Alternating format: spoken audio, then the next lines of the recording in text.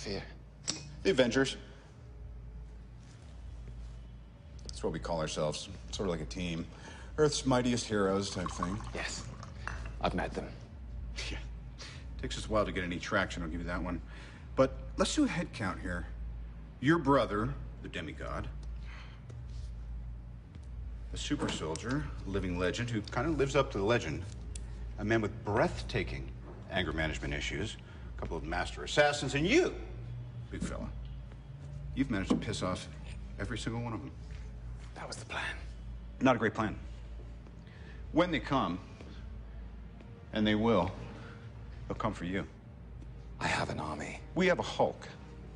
Oh, I thought the Beast had wandered off. You're missing the point. There's no throne. There is no version of this where you come out on top. Maybe your army comes, and maybe it's too much for us, but it's all on you. Because if we can't protect the Earth, you can be damn well sure we'll avenge it.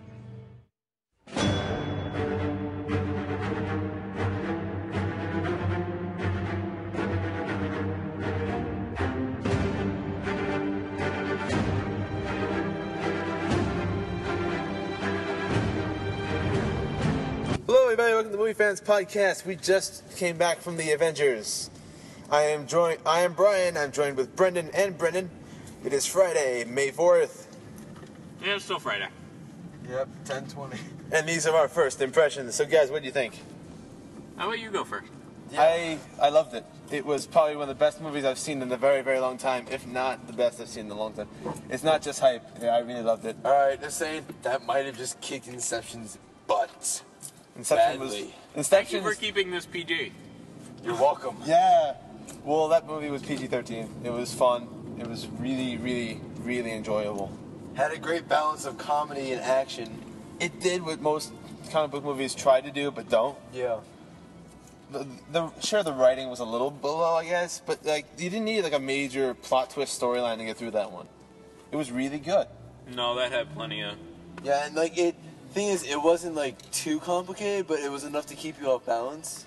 To always keep you thinking, so I like that. I read a review this afternoon and it said Michael Bay with a brain. And I'm like, if Michael Bay had a brain, I'm sure he could try something like that. I'm sure.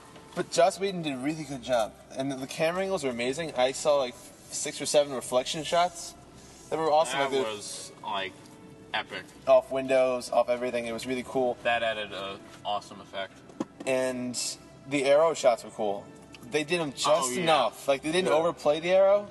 And I'm really glad he ran out. Because I'm like, okay, he has so many of these darn arrows. I know, I'm thinking to myself, you know what? I'm going to be really annoyed if this quiver stays full the entire time. It's a full Luckily it's not. It's a full load of, and they're all varied, and you don't see it coming. And I thought it was great. The characters interacted well. They blended well. They fought against each other. They fought with each other. Yeah. Fury Sometimes in a little bit of an inappropriate timing, but still absolutely hilarious. They fought, and it was good. You wanted to see them fight, and you wanted to see them try to work together, and then not, and then keep going. I think Stark evolves in this one again. More. Yeah, a lot more. He evolves into what Captain America is. I'm going to try and leave spoilers out. Yeah, let's be spoiler-free. We don't want to tell you like, oh my god. Wait, there's only one spoiler that doesn't really ruin the movie. Shut up, Brendan. It's not talking about here. No, it's not. Stay after the credits. Okay, yeah, go back. after the scrolling credits. There are 2 scenes. There are like the dynamic credits that lead to a scene, and then there's a small one afterwards. On a scale of 1 to 10, I'd give it like a 6 in like how important it is. It's not really like a, oh my god, there's gonna be an X-Men versus Avengers coming up. It's like, no, it's no, small. they have to wait for when is that? Like October for it to finish first. Yeah, it's like a small thing at the end of the credits, and it makes sense if you after the graphics credits. So that is a 10 out of 10 right there. I am that so psyched. You need to see that. It's short too. Marvel knows that people are going to see that, so they put it in like a minute after the credits start. The credits were short this time. They were somehow. Like I said, like one visual effects guy. Yeah, a lot more visual effects than Cap probably. Speaking of visual effects, awesome segue. The Hulk was great, and the actor playing the Hulk, whose name just escaped me. Mark Ruffalo. Mark Ruffalo played the Hulk as opposed to Motion capture. And it worked. It was brilliant. The transformation between Hulk and Banner was great. And the second time Banner changes, awesome. They even have the comedic "You're naked" skit again. Oh yeah, who was that guy? I don't know, but he looked extremely famous. familiar. It's kind of bugging me. Also, Stan Lee cameo, kind of cheesy. Yeah, I thought it was okay. Like It was okay, but I like it better than the Hulk when it was actually a plot point. But Yeah. hey, we're just nitpicking in this part because we really loved it. So- Joss Whedon remains at legendary status. So I know it's kind of out there. The ending Here to we lead go. to a sequel. Do you think it will happen? Yes. And when? After 2 or 3 more iterations of a few series. Marvel just announced that they may want to go with a Hulk movie in 2015. So probably shortly after that. There's news of Iron Man 3 in 2013 and Captain America 2 in 2014. And Thor 2 in that, in like 13, 14.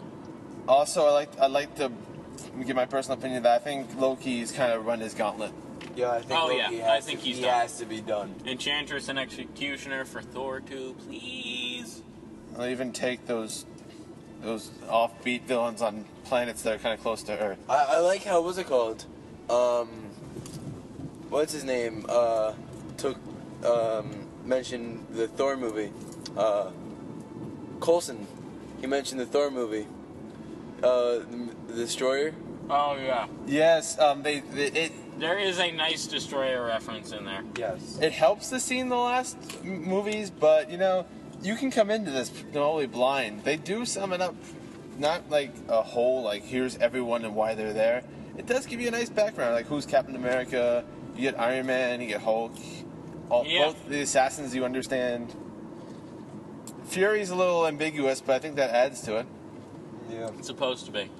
It works well, especially in the beginning when they're all suspicious, which is no spoiler because they actually did say in the trailer what is Fury hiding. So now look up the Japanese trailer. Is They do say it. there transportation in there? I don't want to give away the was that? transportation. Is the shield transportation in there? Oh yeah, the trailer? helicarrier. All right, yeah. Yes, I want to it's talk about the helicarrier, but I'm afraid to. The helicarrier is very well done.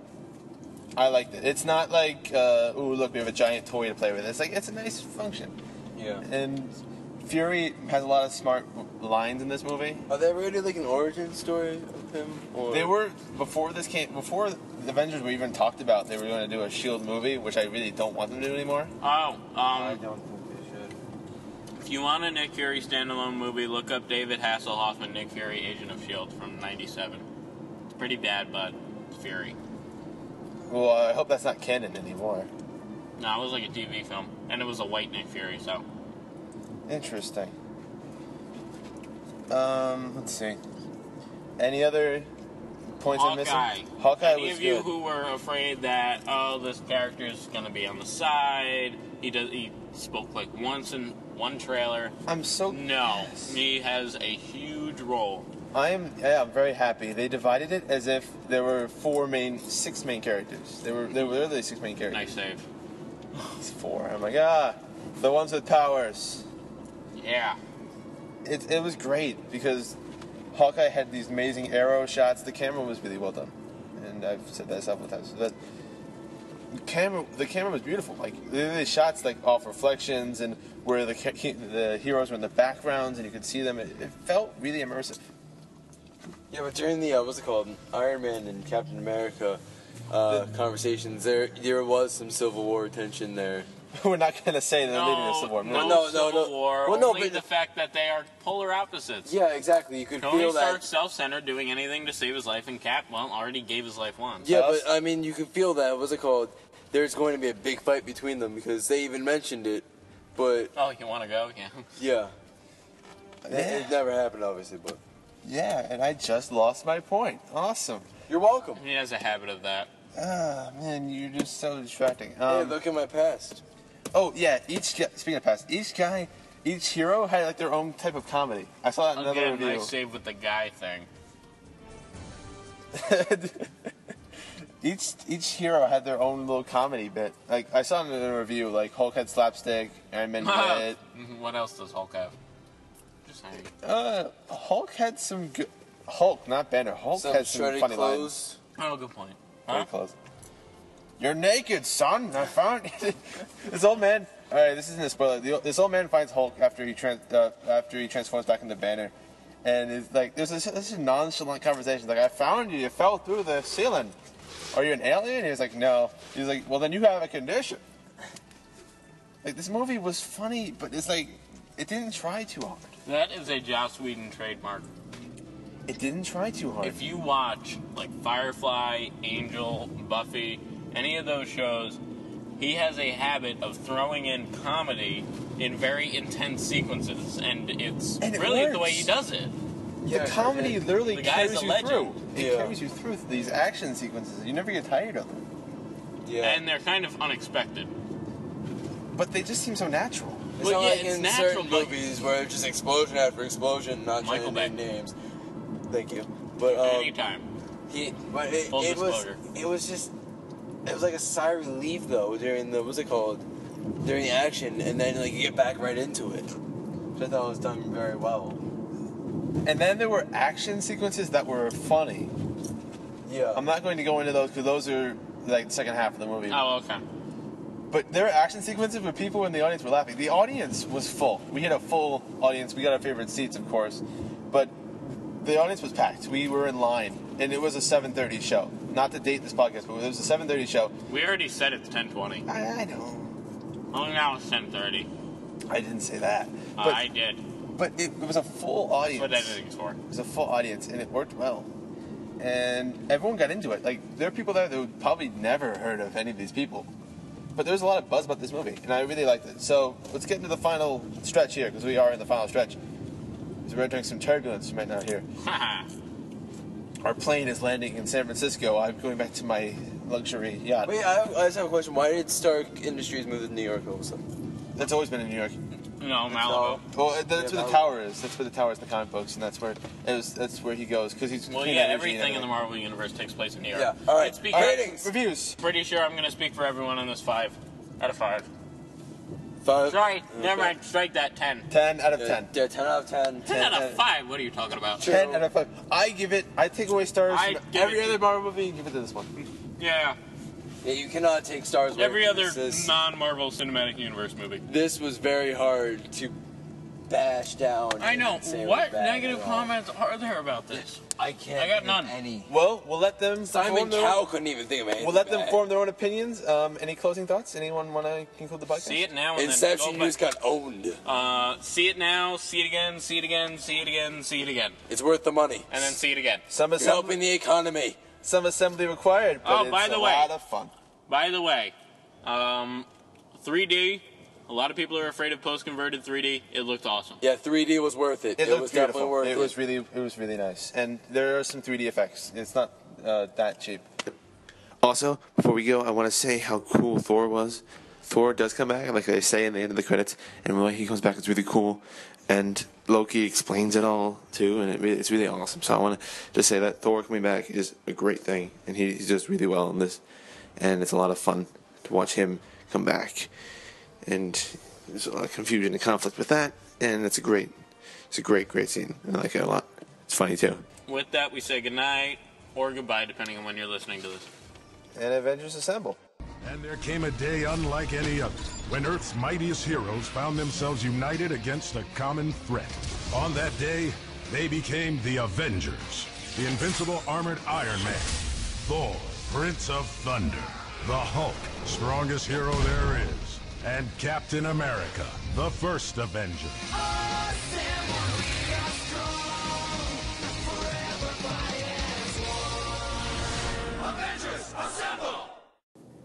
No wonder that popcorn was hard. I was chewing on plastic.